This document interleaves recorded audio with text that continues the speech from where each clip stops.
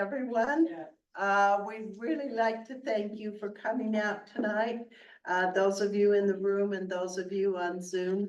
My name is Susan Wakefield DalPorto, and I will be the moderator for a discussion with two very distinguished guests that I will introduce in a moment. But before we get started, I'm mindful of what today is, 23 years since the World Trade Center towers were attacked, and we lost over 3,000 American citizens. So I would invite you to just take a moment of silence and remember those that we lost on this day.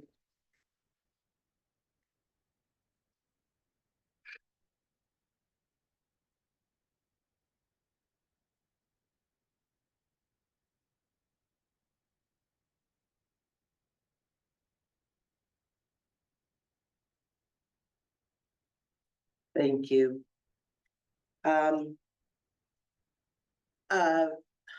Again, my name is Susan Wakefield DalPorto. I live in Roselle, and I am a retired marketing and fundraising exec, and the mother of the person that sounds like the bias of a mother. He's the smartest human being I've ever known, but he has Asperger's syndrome and learning disabilities, which have been a challenge his whole life, although he's navigating life extremely successfully as a homeowner, a husband, and the dad to 1.5 children.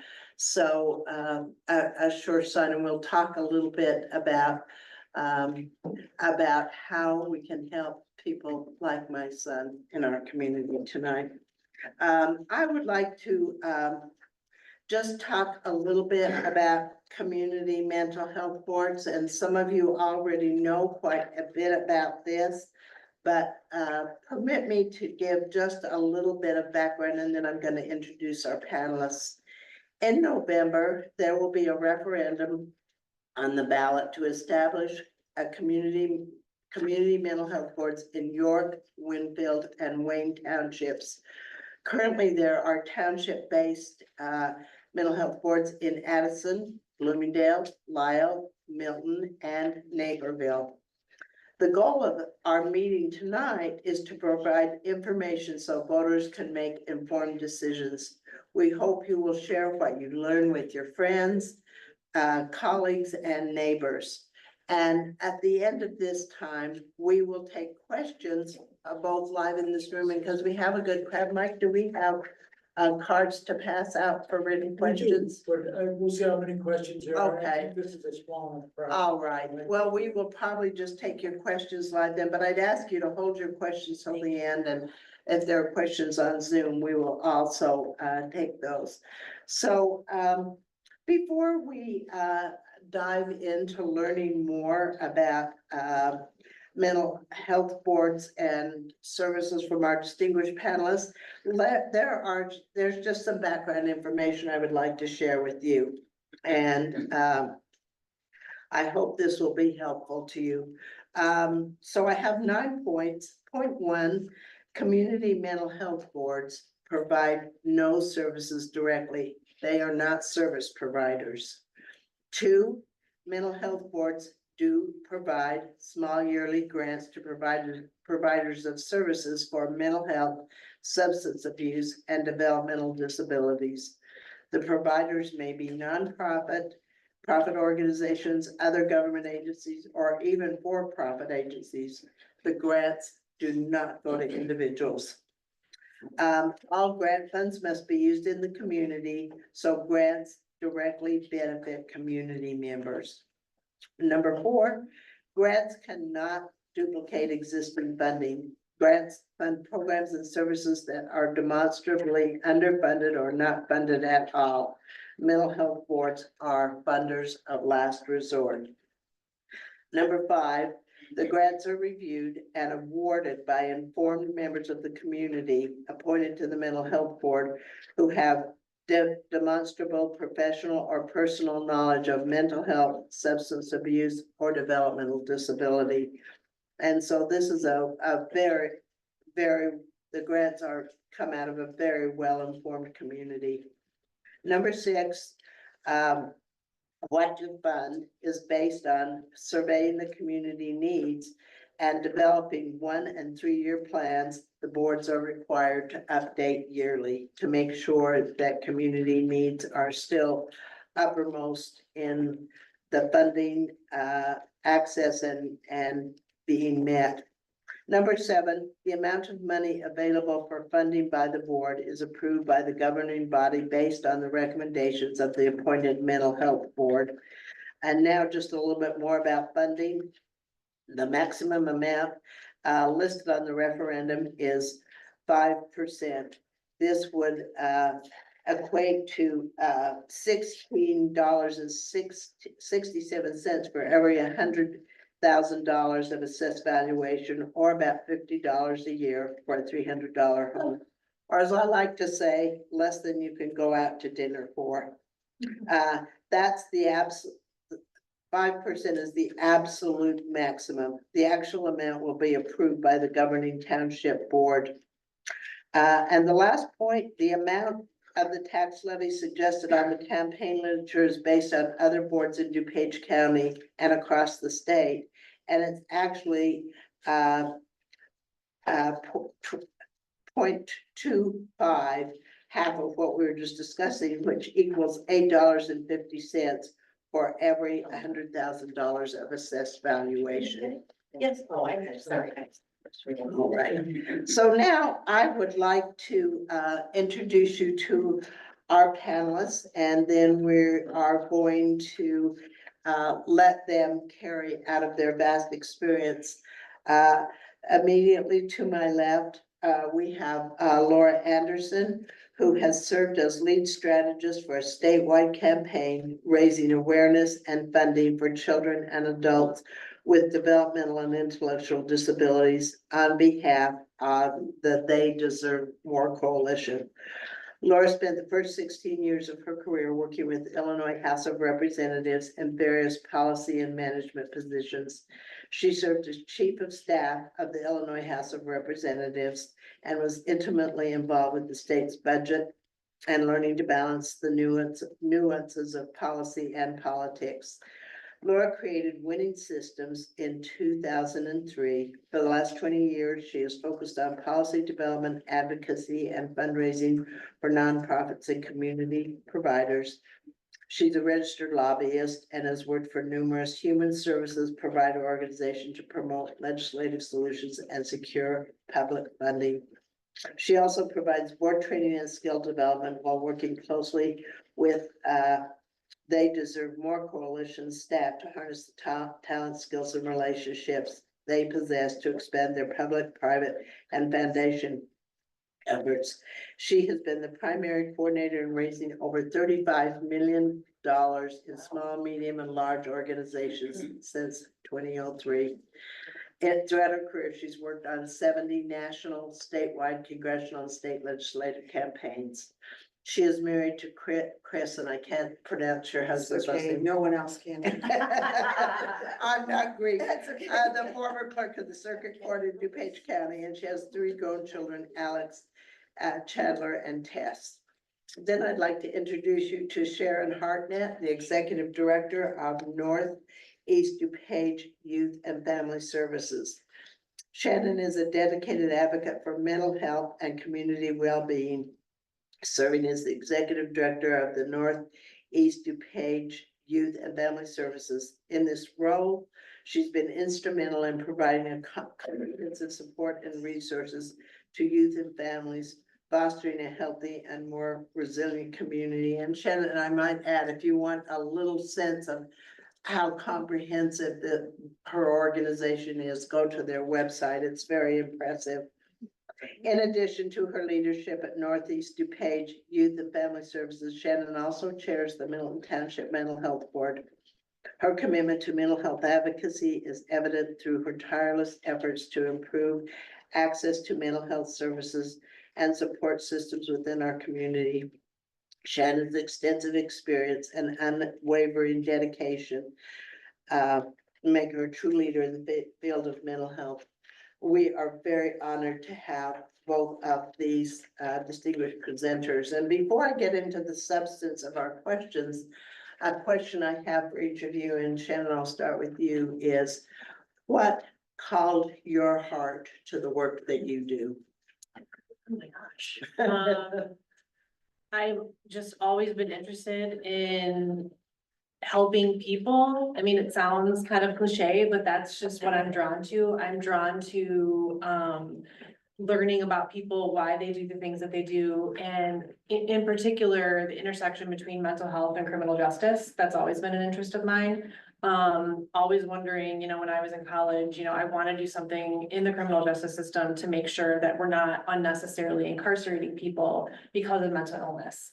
And that just sort of led me to where I am today, which is a great combination of those two things. So, making sure, and we particularly focus on youth, and making sure that we're not sending youth into the juvenile justice system unnecessarily. We're really helping them and getting them linked up with community-based services that can help them get on a better path. So.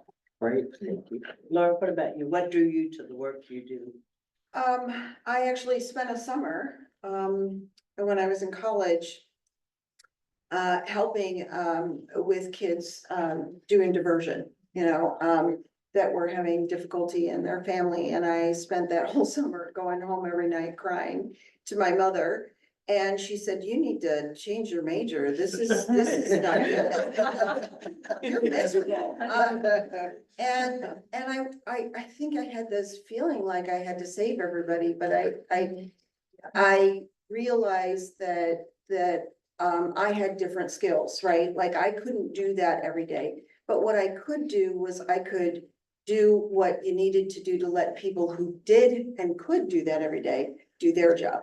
So, working for the General Assembly allowed me to see that, and I realized then when I left there that I still was committed to making sure that people who work with people with disabilities or substance use disorder or diversionary work, so people can find their path, that there's other ways to do that rather than doing it every day and going home and crying. So that's why. Yeah, thank you very much. All right, we are Can going, we introduce the representative? I'm sorry, Oh, can we not sit there and have me not say something? yes, Turn us now. yes. We have Representative Tara Costa Howard with us. Thank you for being here. Do we have any other elected officials that we should acknowledge? Well, we have people of vast talents, and thank you all very much for being here. Thank you.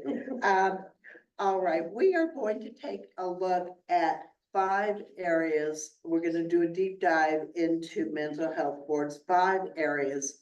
Our distinguished panelists are going to talk to us about the need for mental health boards, the impact, the effectiveness, the cost, and is it a good value for taxpayers? And then we will dive into your questions. So,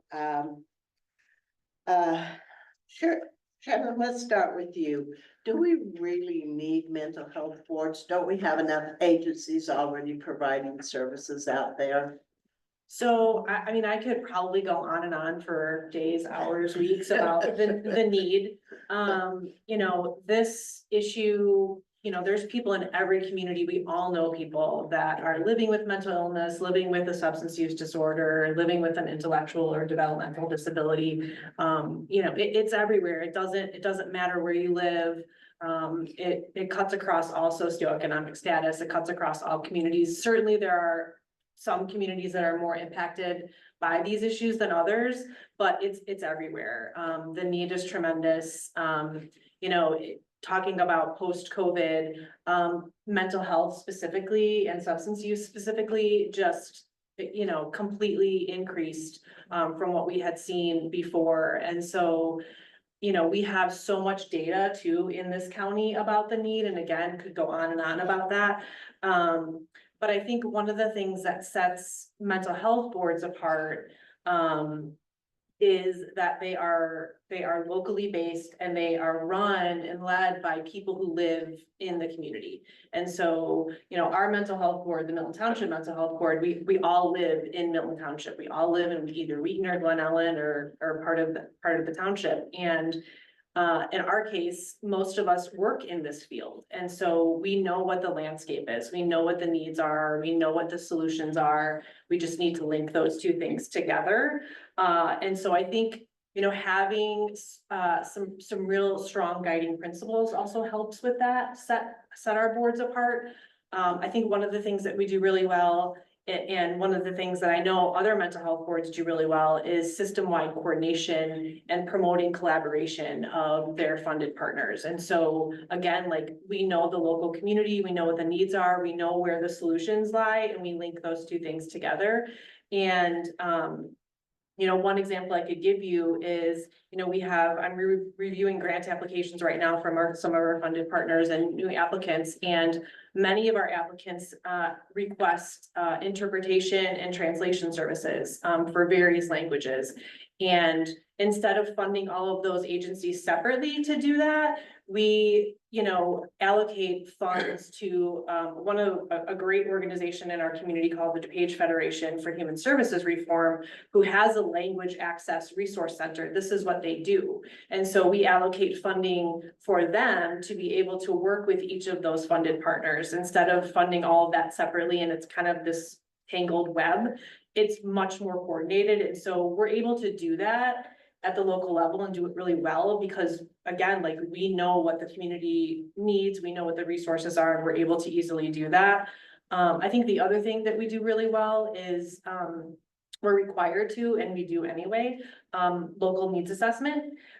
We do that through gathering data, qualitative and quantitative, and we also have a really good relationships with our funded partners. And so they come to our meetings, we go to them, and we listen to what their needs are. So we know firsthand. We have, people come to our meetings and give us testimonials, clients that have been served with the funds that we're giving. And so we know it's making an impact. And the other thing that we do quickly is we track our impact. We know what effective service looks like, and we know what we're looking for in our funded partners. And so we ask them to make sure that they're articulating that to us so that we can feed that back into the program. And so I think that's really what sets mental health boards apart from some of the other funding entities out there, is that it's very much locally driven, and we know the needs and we know where the solutions are, and we do a really good job of linking those two things together. Just a follow-up question, that data gathering and analysis that you do, both in terms of assessing impact and evaluating needs, is that shared among different mental health boards in different townships, or did the Milton Township Board come up with the process of doing that uniquely? So we do ask for, in our applications and in our reporting, we do ask all of our funded partners to come up with some goals and objectives. And we want those to be very specific. We want them to be measurable. We want them to be targeted. We look for certain things and we ask them to report on those things at a 6-month interval and a 12-month interval. And so wanting that feedback from them in terms of the progress. And so that's not necessarily unique to us, and I'm hoping that other mental health boards are doing that, but that's something that's very important to us because we want to know that what we're funding is actually making a difference. So I heard you say 3 things: local focus, weaving together and coordinating services across, and then finally accountability. Yes. That there's a system of accountability. Thank you. All right, Laura, how do you see the need for a mental health board? How do you reflect on that? Well, I think the most important thing is that the money is from the local community for the local community. And because the mental health boards are statutorily, told that you have to have these certain criteria, people from the professions that understand what's going on, are appointed to the boards, and they do a needs assessment, and therefore you're meeting the needs of the community. I think people think, well, like you said in your original question, aren't there enough services? Isn't there enough going on? Why do we have to have one more thing? there just isn't. And I know from doing the work that I do in Springfield that, we're trying, to advocate for more funding. And we have a lot of partners, one sitting in this room, who, Representative Tara Costa Howard and her colleagues are doing their best, but, the need is so much greater than the supply of services. Yeah. And I think we all know somebody in our own family that isn't getting the services that they need. And things like respite, that is a big one for me because I worked on saving respite in Springfield. They got rid of it for 2 weeks. 3,500 families were told you're not gonna have respite anymore. And, it took a lot of advocacy to get that back. Respite is one of those services in these local mental health boards that are funded, and it is the most critical, and it is the number one requested service from families with people with disabilities that keep the families together. I mean, it's such a stressful situation, and to know that you can go and find services because there's local funding is priceless, really. So Laura, just to follow up, you work in, with, you focus on developmental disabilities. And aren't there enough services in school for children with in schools for children with disabilities? Do they need anything besides what they get in school? Yes. Yes, they definitely, definitely do. Literally, before I was here, I was just meeting with a family about this. I think that families think, okay, first of all, there should be more early intervention. It's a critical resource to set kids up successfully. Then families finally get their kids into school, and we all know that everybody's doing the best they can, but there just aren't enough resources, or in some cases, maybe you're not getting what you should be getting, whether there are resources or not. But then you have the falling off the cliff, which happens at 22. And at the meeting I was at right before I got here, the bus stops coming at 22 is what they said. I just got goosebumps. Because it really is true. What the General Assembly did last year was extend that to 22 or end of school year. Because if you turn 22 on a Wednesday in January, come Thursday, they don't come get you. At least we got it to the end of the school year. How generous, right? So that poor adult says, I just turned 22 and now I can't go be with my friends. But there is a cliff in that transition to services. That's what this funding is about. This funding is about making sure that we do our best with respite, that we do our best with not having somebody fall off a cliff with the skills that they've developed while they're going into adult services. And so many other things too. Yeah, it's been my experience in the disability community that there's also services, but there's also, especially for a lot of young adults with disabilities, a lack of community. Could you talk about that a little bit? Well, Sometimes they're beyond their family, they don't even have a social network. and I think that unfortunately, there's a lot of isolation, right? Families are doing the best they can. But these local services, because they have to be spent in the community that's supporting them, and that's a requirement. It allows that need to be assessed, and it allows the opportunity for greater community amongst our community itself. And, I've met lots and lots of parents who have children with disabilities who the first thing they say to me is, I can't die until my daughter or my son has secure services. We need to be there for that. We need to do better. And this is a way we can do better. Thank you.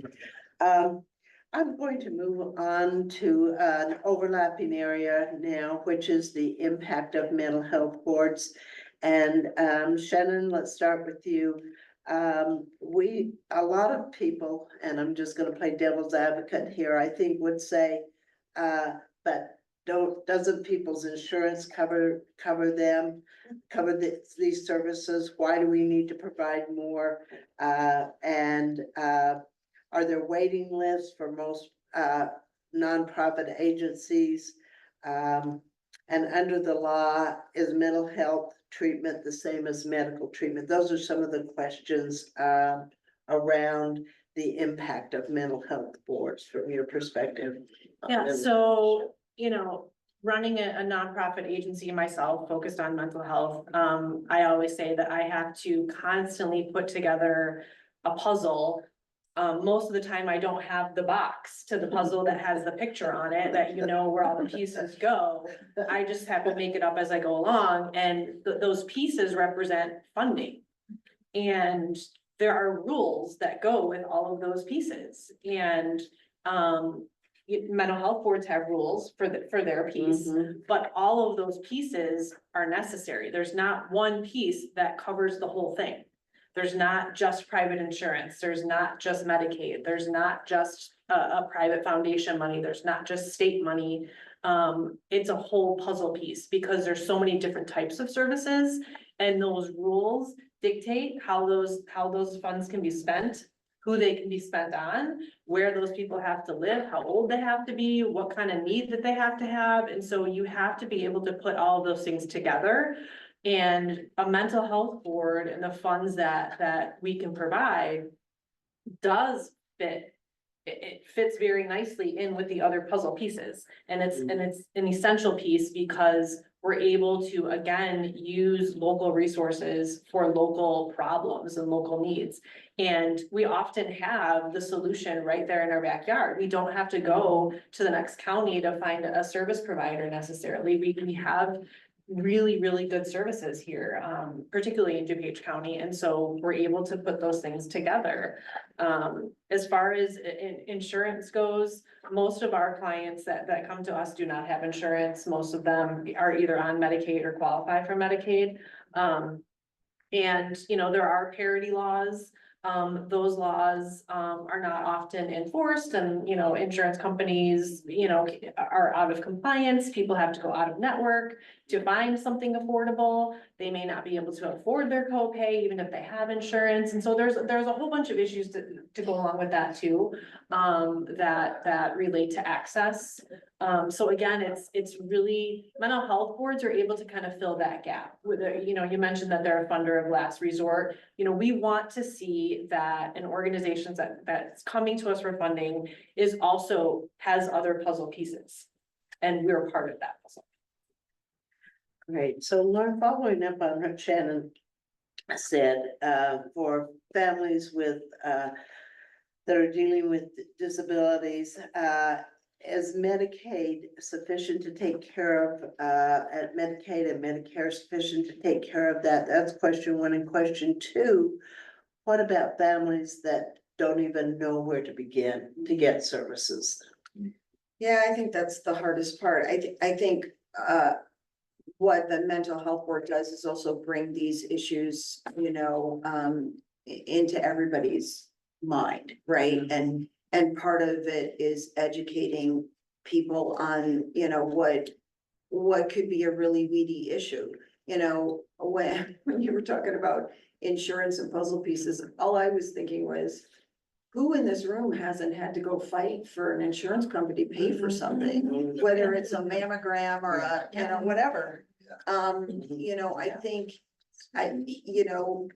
the mental health board does fill that gap, and you don't really know it exists until it hits you, or until it affects your family, and until you meet somebody who's got this story. But if you have a disability, in theory, you can get Medicaid, you can get Medicare. Problem is there's almost 15,000 people on the wait list right now in Illinois, waiting for what we call the golden ticket, kind of like going to the chocolate factory, and families wait for it for years, 20 years or more.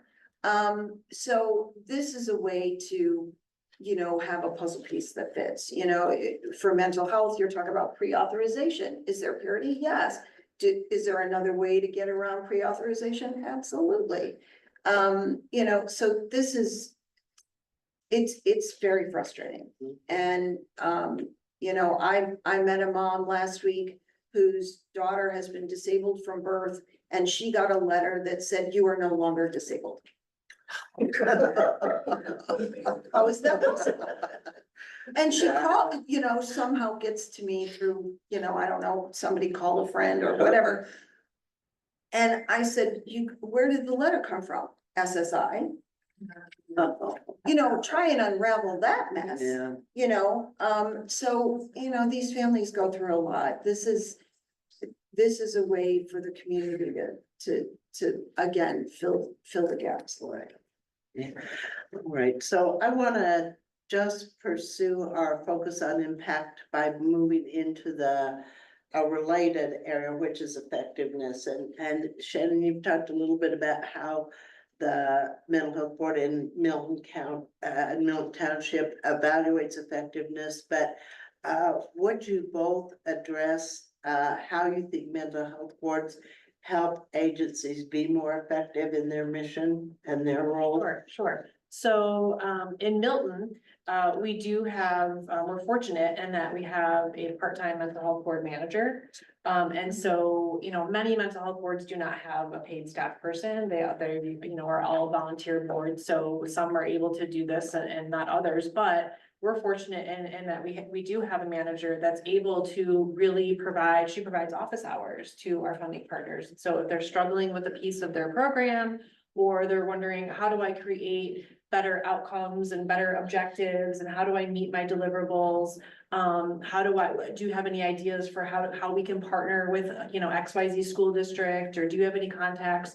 We're able to do that because, again, like, we know the community. We don't have to call somebody at the state and say, hey, do you know of anybody in, some other area? Like, we know the players, we have those connections, and we can make those pretty immediate. And so our funding partners, they're really good on their own. Obviously, they know what they're doing and they provide a really good service, but if they are struggling, or if it's a new program, they can come to us for help and technical assistance, and we can provide that, which only helps them get better, and then it helps us get better, and it enables us to continue to serve. I mean, in our first 2 years, we served over 6,000 Milton Township residents. We would not have been able to do that. Those agencies would not have been able to do that without Milton Township funding. Yeah. In addition to funding existing agencies, have you seen new areas of service be able to come into being because of mental health board funding? So, well, right now I'm in the process of reviewing grant applications for this will be our third funding cycle, and I think we got 31 applications, asking for a little over $2 million. We don't have $2 million to give away, unfortunately.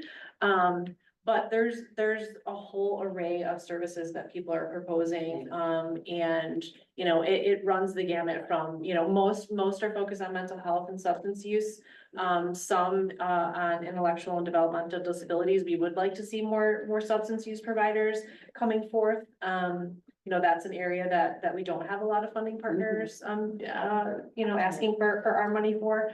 But, again, like, I think out of the 31 applications, almost half of those were new applicants. Proposing new programs. And how do agencies hear about the mental health board and know that they can apply for funding? Yeah, I mean, we have, kind of our typical social media, we have a website, word of mouth, we have like Murray's of the world.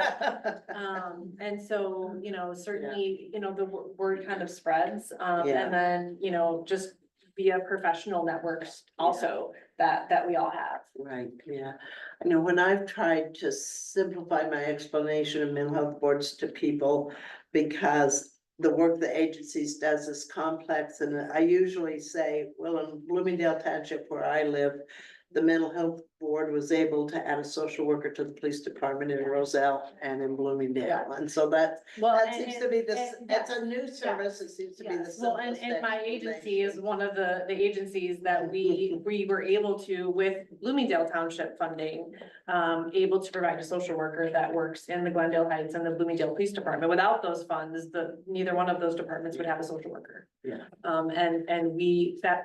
Glendale Heights is one of our busiest departments. So, on the receiving end of a grant from a mental health board, that is not something we would be able to do. Right. So Laura, back to the question of effectiveness, what is your view of agencies? Would they be doing the things that they're doing without mental health grants? Many of them, no, because what they're trying to do is fill in their own gaps, right? And so this allows them to do that. Respite, like I said, is one of them because on the state side, the respite funding has been cut over the years. And so a lot of the disability community respite has been provided by these local mental health boards. I also think that the value of a mental health board is you not only assess the need and help provide the funding, but you make sure that there's collaboration, you make sure there's no duplication, and you're not a provider yourself. So you're not competing for the funding, you're actually a facilitator of the funding and the collaboration and these programs being available to the community. So I know many providers who couldn't do some of the really close work without that funding. Thank you. Now I want to just pick it up a little because of all your experience in policy and advocacy and with the legislature in Springfield. Have you seen a connection between new public policy initiatives and the work that mental health boards do? Well, I think it just raises the level of identification of what's really going on. I think that, we're all, especially since COVID, I think there's been raised sensitivity to what's going on in the community, and that there's a lot of things that we have concern about our children, about our young adults, about, our families. And I think that the advocacy that we've been doing in Springfield has raised that level of identification, but it's also gotten so many people involved, right? So there's so much stigma attached still, sadly, to mental health and substance use disorders. I think the assumption is, well, people with disabilities, that's not their fault, but all this other stuff, I hope, I believe that we've become more understanding and more willing to see that the stigma is actually a barrier. And so the advocacy, while it may have gotten more funds or it may have brought attention to certain issues, I think for me, what the advocacy has done is brought people together. And people that may have not been together before. And I hope that over time, it'll reduce the stigma. But it's critical to bring attention to policymakers about what the need is. Great, thank you. All right, let's shift into talking about costs, because many taxpayers are reluctant to do anything that is going to take more money out of their pocketbook. So in terms of the value of mental health boards and what it costs taxpayers, Shannon, you work with your board to prepare a budget and submit it.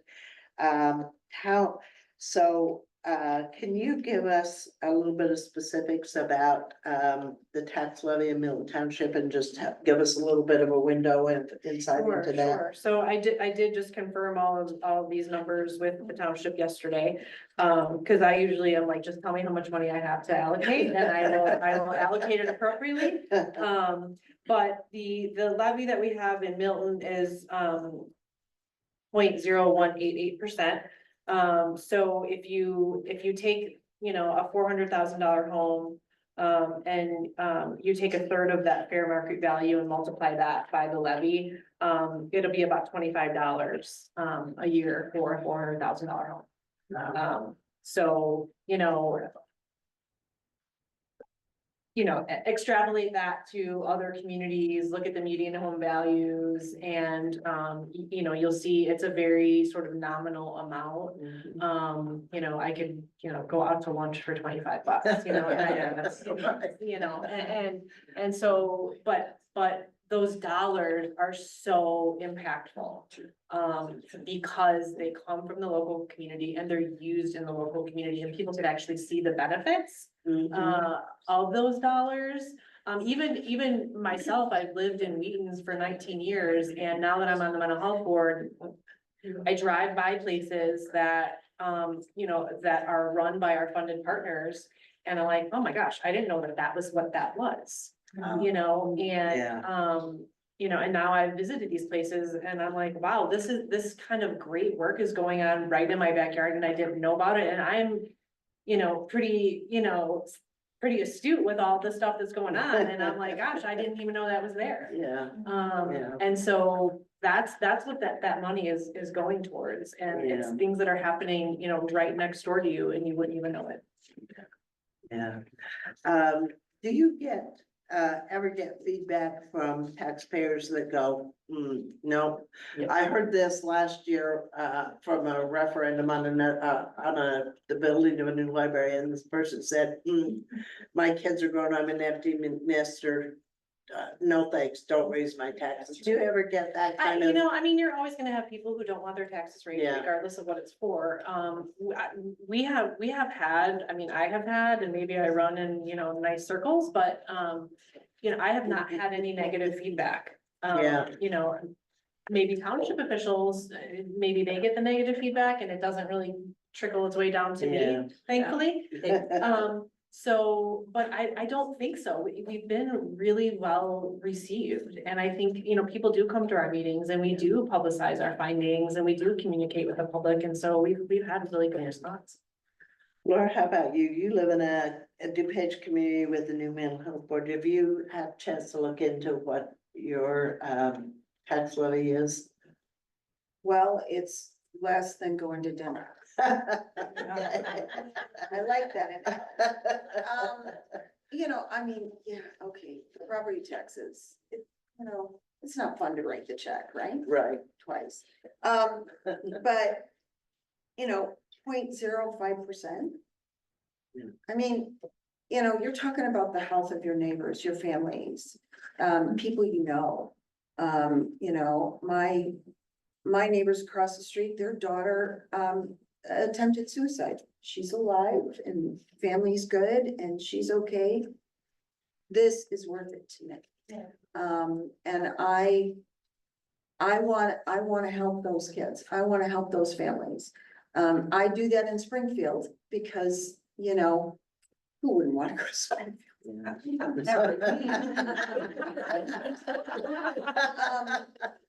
But other than the beautiful setting,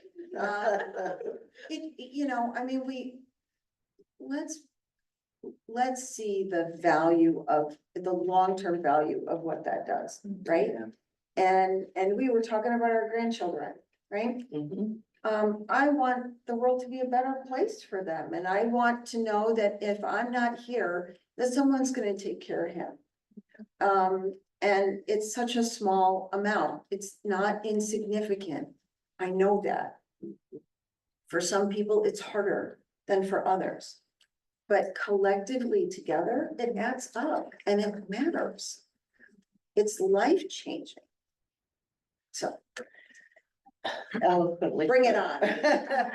So the flip side of that question is, Shannon, you said that you had enough grant applications for $2 million in Milton Township, and you don't have $2 million.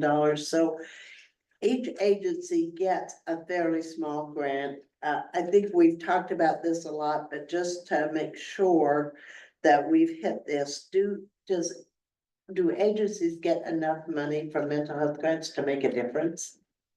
Absolutely. I mean, you know, we see it day in and day out. The agencies that we're funding, I mean, again, it's part of a larger puzzle. But what they're doing with, what these agencies are able to do with very little.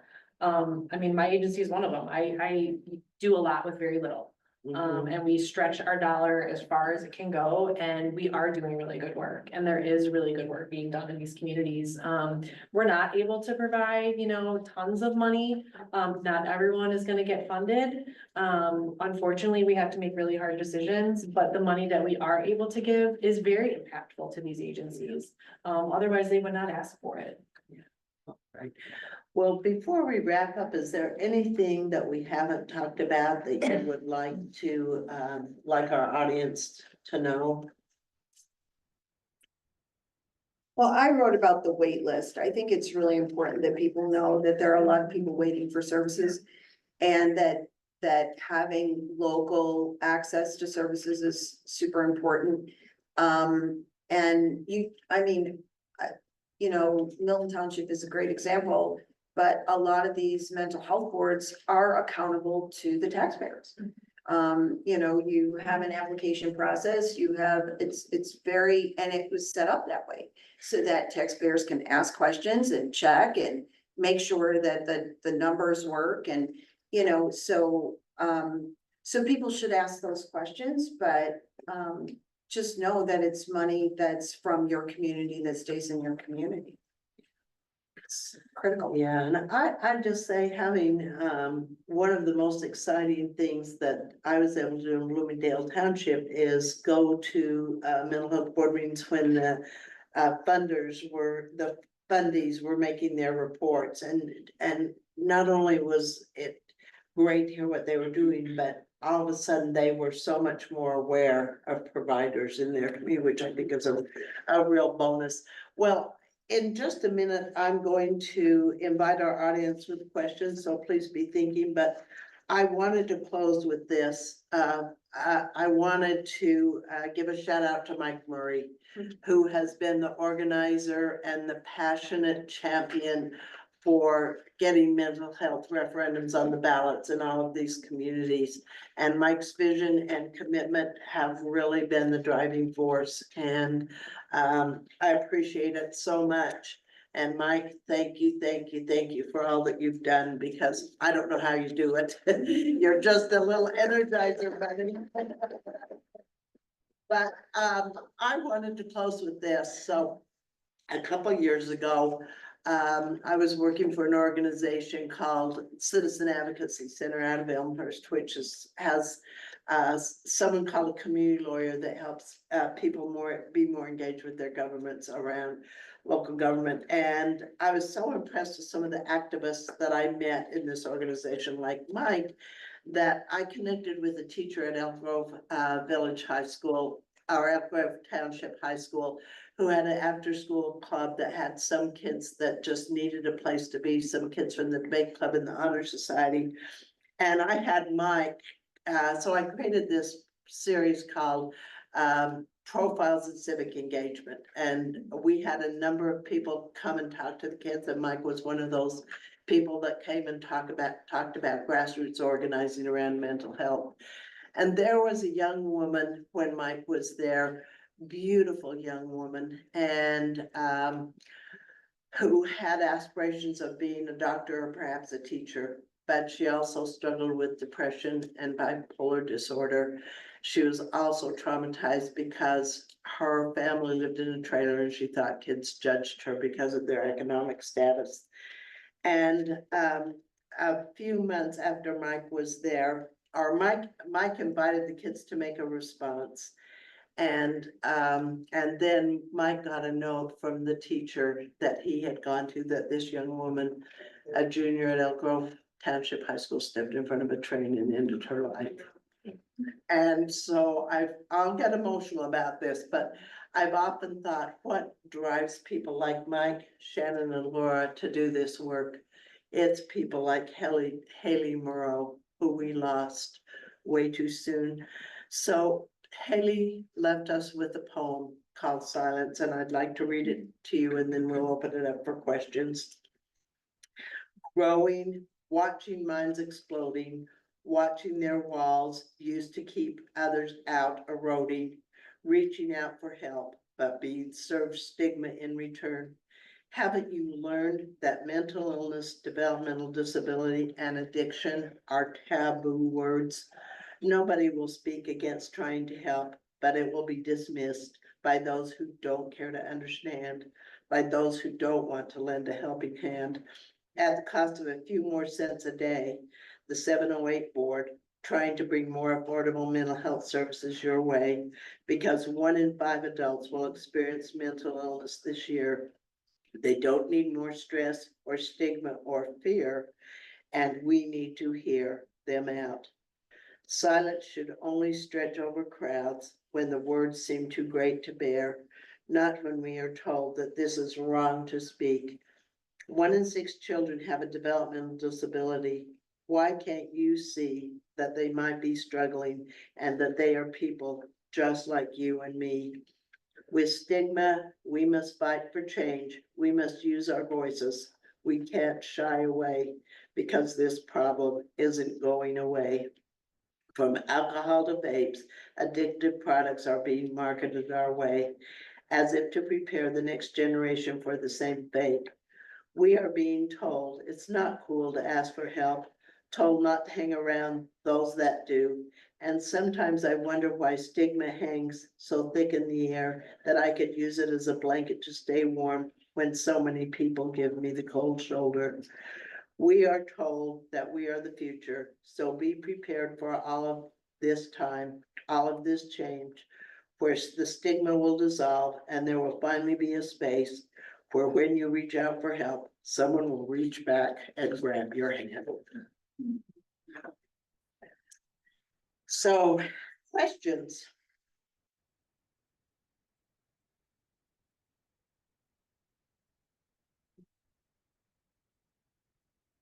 Or comments? Observations? How many mental health boards are there in the state of Illinois? When did they first begin? Trivia, now we're playing trivia. It was 90. Go back to 1973. Okay. So throughout the state. And according I have a question. Yes, She was talking about Page different, was 2017. she was talking about different agencies, and you might not be able to list the agencies, but I mean. Their names, but what are, yeah, I mean, what, who do they generally, I mean, what do they? How do they run the different agencies? I don't know what information you can give me about the agencies, I was just wondering that. The agencies that that we fund. Yes, Oh, okay, yeah, I mean, that's public information, it's on our website. okay. Yeah, so, right now, we're funding 17 different agencies and, I can name a few. Oh, great. Outreach, it used to be Outreach Community Ministries, now it's just Outreach, they're based in Okay. Carroll Stream. Ray Graham, we have somebody from Ray Graham here. Ray Graham, Nami DuPage. The BR Ryle YMCA in Glen Ellyn. We have, Easter Seals, Teen Parent Connection. Glen Ellyn Youth and Family Counseling, we have Evangelical Youth, Family Counseling. So, But no, I've heard a lot yes, of them. yes, yeah. yes. So you've been helping them over the past, how many? So this years? is we're in our second year of funding right now, Okay. and so I'm reviewing applications for our, going into our 3rd year. Okay. So we fund on the calendar year. Good question. Yeah, but if you go to the Milton Township website, you can see all the funding partners from both last year and this year, I think. Great. Yeah, Just curious. What does the number 708 represent? I think it was the bill number, in Right, the original Yeah. legislation. yeah. It was the bill number, so Yeah. that's why you kind of hear it sometimes called 708. Yeah, yeah. Yeah, it's not an area code or anything, no. I was thinking area code. Yes, So despite a lot of people like having phones in their pockets and computers, like how do you overcome like the digital divide? With connecting like the elderly to, services, like what is how do you bridge that gap communication wise for like more elderly demographic, you know, who are using flip phones or don't have a cell phone or, you know, just have their house phone and word of mouth, like, Yeah, I mean, there's definitely agencies that specialize in working with seniors, and so, and we do fund a couple of those. We have a couple of people on our board that specialize, and they have worked in senior services for their entire careers, and so that's something that's important to our board, I know. And, you know, they do have, you know, these agencies do have their ways of doing that, and a lot of it is, you know, word of mouth and really connecting in person and your kind of good old pen and paper. Hi there, I have a question. I'm sorry, I don't know if you can hear me. I'm on Zoom. My name is Carrie Alfano. I'm a trustee in Villa Park. And one of the questions that I have pertains to how people are appointed to the mental health board. Yeah, so they're appointed by the governing body, so in our case, the Milton Township supervisor appoints all the board members, And that's in statute. and that's in statute, Mhm. yes. Thank you. Yes. How do you become a respite care worker? There is some training involved. Yeah. So, you know, going to work with an organization that can help get that training, you know, you can go to Ray Graham. Although I believe they've lost their respite grant from the state, but they do have some respite from local funding, so you. So respite care workers get paid. What about respite care workers who volunteer, who want to volunteer? I'm sure the organizations would Yes. love to welcome you with open arms. There's according to state grants, there are 3 different types of respite: one-on-one, group, and then a thing that the state calls pass-through respite. There are a lot of families who would like to hire a respite worker but don't have funding to do that. So that would be something you might be interested in as well. And so where do I go to do that? You can go to Ray Graham, and I. Right there. Just right behind you. She's right there. See how good we are at connecting, you know, you have a little. And you know what? I have a card too, and I can help you as well. Okay. I just wanted to follow up on the respite care. So I've done that when I used to work as a CNA. I would just apply if I knew a family that needed respite care, I would just apply with the agency that they forward me to. And then I would do whatever the training was required by that agency, drug test, background check. Yeah. And then, yeah, I could, and so I've done respite care, but they only give you like 10 to 12 days sometimes for a family for the year. That's Oh, for the yeah. year. So if the family needs like that whole entire 10 to 12 days at one point, or they just need you for like the weekends and, you know, they'll pay 2 days here and then. So then you work that out with whatever agency you work it through. Yes. I was hoping you all could clarify the governance piece of this, meaning a lot of people don't quite understand that the mental health board of appointees does not set the levy. And maybe that would help some people kind of make that connection. Yeah, correct. So even though, yeah, I mean, that is a good distinction. So all of the board members are appointed by the leader of the governing body. So in DuPage, it's township based. And so in our case, Milton Township supervisor appointed all of the board members. But we, as the mental health board, do not set the levy. That is determined by the Milton Township trustees. What that levy is going to be. Now, in our case, we did a needs assessment and we recommended an amount that we thought would at least make a good dent in the need. Now, the current levy fell short initially of what we would have recommended. But we don't make that decision. We're basically like, you know, told what the levy is, how much money that we have to allocate to funding, and we allocate that appropriately. But we do control and create our own budget. And that budget, we approve it as a board, and then we do send that to the township trustees, and then they also approve it.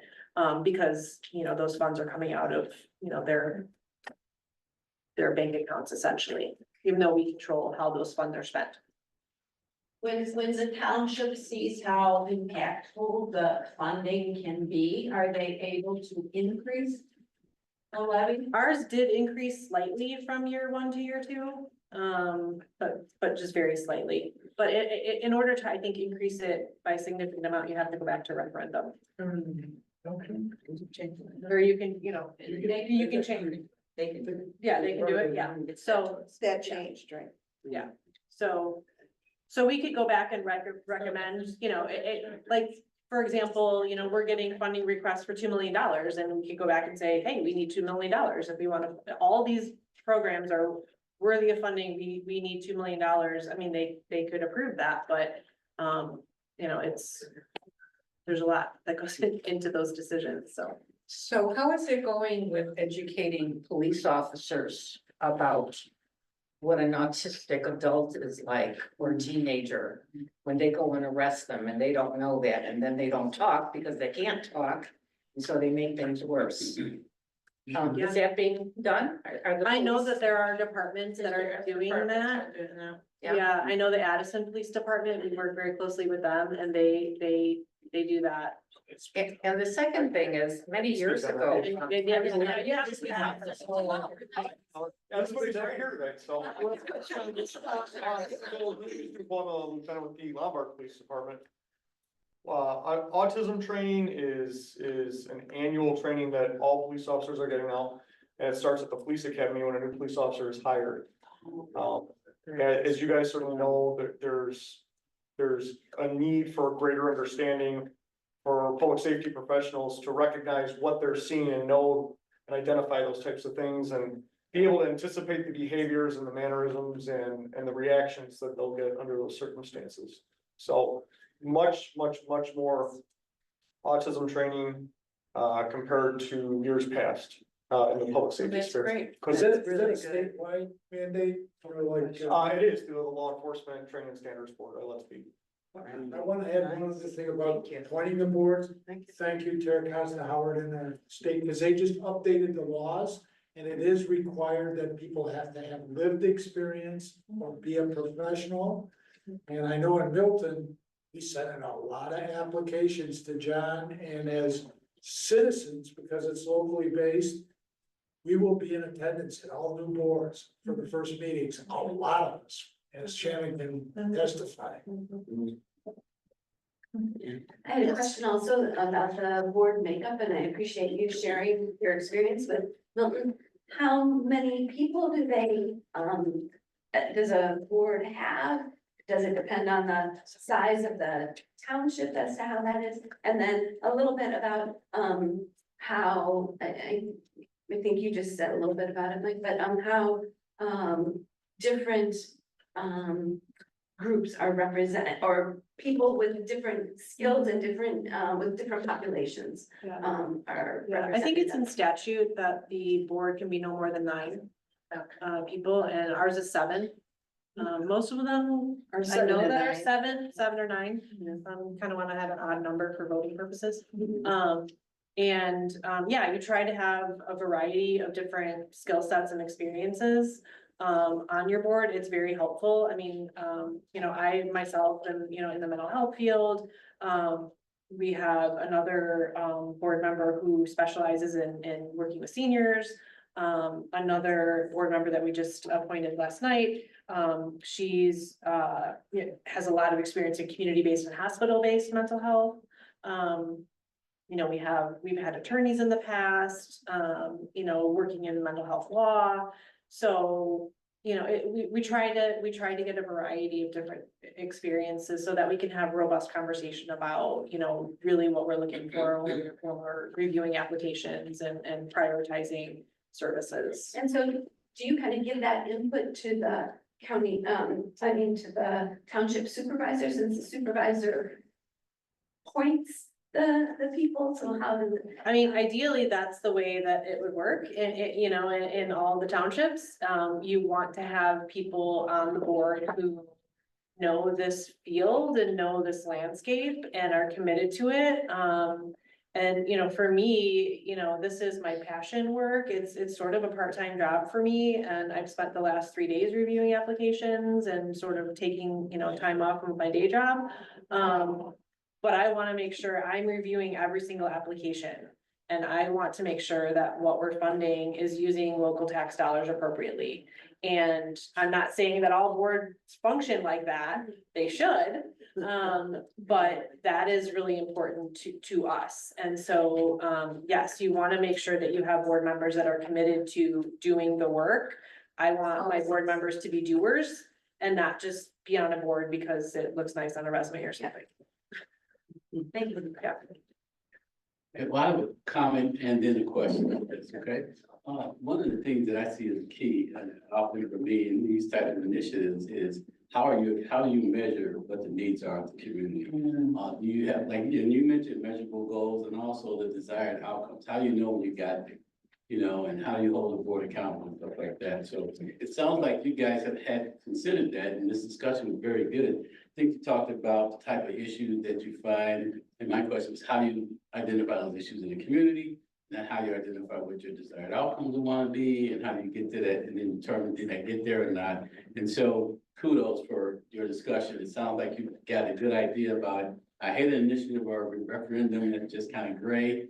And it said, we want to do this and save the world, and then you go how, and nobody knows. So, but my question is, it says that the funds are awarded based on a survey of community needs and a 1 to 3 year community plan.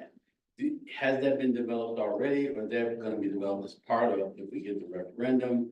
And is that information published or available to, residents? Well, once you pass the referendum, I think you're the best one to talk about that, but the referendum is about setting that in motion, and then those that are appointed have the responsibility to respond to the community and say, these are, there's some guardrails basically in statute, but, there's a lot of, accountability that board has to the community as well, but Milton's done a great job. Right, I mean, the referendum sort of sets that up and sets that in motion, and then it's our responsibility as a board in statute to develop a 1 year and a 3 year plan, both like in Milton. All of that is on their website. We have a whole page dedicated to the Community Mental Health Board, and that is all public information. And we want the public to know like what we're doing, not only with the funds, but what we're doing as a board to live out sort of our guiding principles of, system-wide coordination and collaboration and public awareness, measuring impact and making sure we're feeding all of that back into the way that we do our work. So all of that is very important. So that will be developed by the board, the scope of Yeah. services and then your reporting process. Yes, Okay. yes. Thank you. I was gonna say, can I just add a comment to that, Shannon? Because I think it's really, I'll stand because I hate when people have to look my back. I think it's really important, though, to emphasize what Shannon is saying, and that's the difference between the work of the 708 board and the Milton and the township, the trustees who are going to vote on the levy. These are the experts. These are the people who are doing the work, who are doing their homework, or reading, the grant applications. This is the group that's holding the people accountable. That's what they do. And I think that that's very different when we try to talk about the 708 board and what they do, and to not look at it from the township trustees and the township that you work in. Again, I'm blessed. I live in Milton Township, and we have, sorry, Bloomingdale, one of the best, we have the best 708 board and how they function. And they have been that way since the beginning because they have added a level of professionalism by having, Shannon, you're an expert in the field running this board, so that the dollars that are coming in are the dollars that are going out, that are going to the services and the providers that actually need them. And I just think it's really important to make that, to emphasize that the board itself is its own self-functioning and held accountable to our constituents, to the taxpayers, but the trustees, they're out of it. These are the experts, and this is who we should be listening to and making those kinds of determinations. Like a trustee, sorry, can a trustee say, no, I don't like that organization? They can't, it's like independent. I mean, they can, I think in statute also, the governing body has to have a liaison on the 708 board, so we do have one of the Milton Township trustees on. So they could voice board, opinion. so they could, yeah, but it's also, we also have 6 other members. Right, So- okay. So there's democracy. Yes, There. yes. Okay, Right. thanks for the clarity. We are a little over timer, but are there other questions? This is a good discussion. I don't want to cut it off. I've been noticing a lot more homeless people in Lombard. Am I assuming that maybe they have some mental illness too, just because they don't get family, I don't know where they go to sleep? I'm happy to have that conversation with you about that from the state perspective and this department, not a problem. So who's taking care of these people? It's independent, taken- 708 board, Yeah, I'm right. happy to have that conversation with you, no problem. All right. We're gonna have a whole nother session Yeah. about that. Yes. So you mentioned some of the organizations that you've been able to fund in recent years. Could you get even more specific about like some of the programs that those organizations have been able to create with this new money? Sure. Let's see, well, I mean, Ray Graham, you're here, you can talk about what you guys are doing. We provide services to people with disabilities, and through Milton Township, we provide job exploration classes and job services to students who are that have disabilities in local high schools as they're transitioning into the adult world, to set them up with the supports that they need to be successful and to find meaningful work. I'm saying graduate. Thank you. And by the way, that's not funded by the state, right? There's no. So there's work development and those kinds of programs with the state, but that program from Ray Graham that's in this community is specific. And it's a much needed thing for people with We disabilities. just recently, we're with WDSRA and Special Rec, and we've been providing classes there as well to help people with disabilities find employment. Shannon, do you want to give a couple more examples? Sure, Easter seals, that's an example of, kind of, we're tackling providing services for people with intellectual and developmental disabilities, but also mental health. So they've done a really, really good job of integrating mental health services into their scope of services. And so they were able to do a pretty significant amount of that with Milton Township money. We've also funded case management at PADS.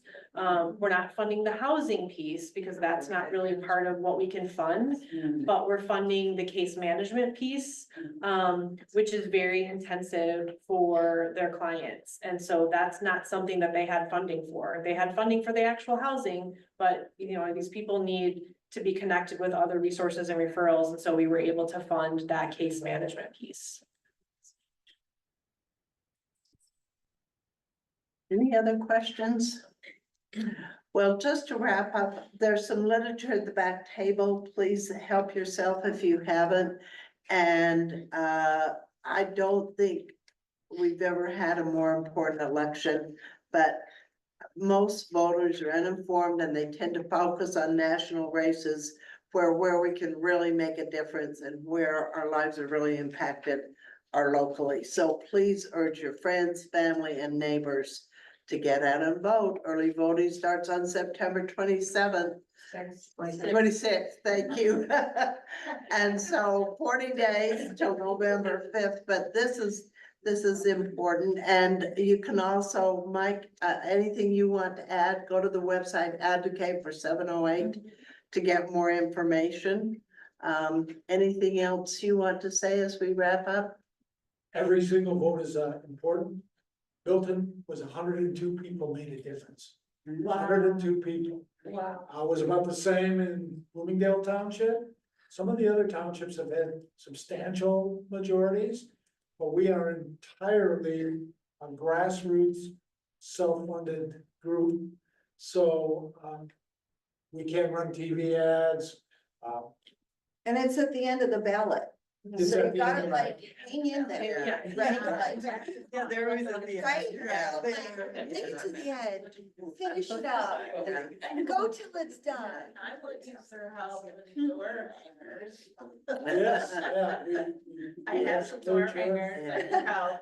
But all of you are well informed now, so you can, this makes me crazy because I'm very politically active. I have friends that ask me all the time, who should I vote for? I'm like, oh, there are many ways to find out, and it's an ongoing process of education.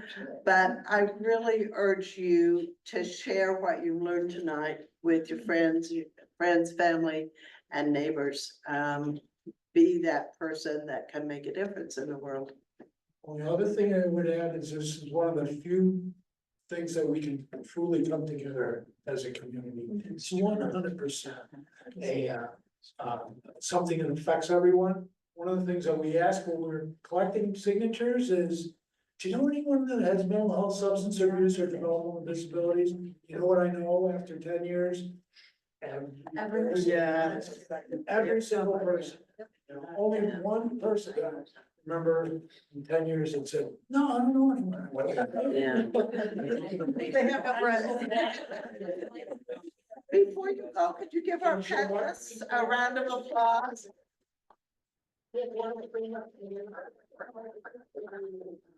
And thank you for coming. We have another opportunity in your township to learn a little bit more or share with your friends and relatives who are maybe not aware of what the mental health boards do. We're gonna have another date in Villa Park with the Islamic Foundation in Villa Park on October 8th. So let them know, we're not advertising yet or anything, we're firming that up, but we have some people organized already for it. And so that's gonna be on the card. Thank you. Thank you so much. Thank you. You're welcome. You guys are awesome. Very well done. Yeah.